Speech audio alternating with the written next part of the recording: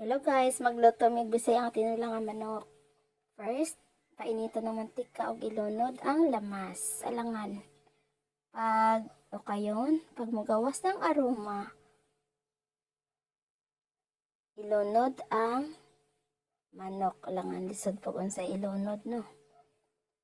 So, imuha sa nang ukayon. Okay. Tas imo na siyang pasagdaan.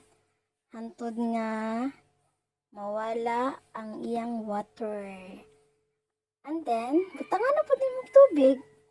Kaya tinulagod na, may tinulang way tubig, di ba? So, pabukalon. Pagbukalaan na, unsa pa may buhaton, di ilunod ang kapayas. It's sumaras nga ni, nasa bukid pa kay libre ratanan. Ikan sa manok to, subak to, gulay-gulay, di ba?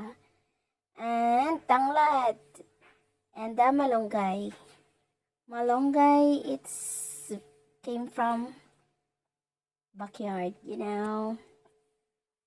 Pabukalo na siya nimo. Na maluto po ang kamungkay, lisod po. So, after ana, kay balaw na ka, unsa na idatnan ana, mga una tai, kalami ana. Kaunta guys.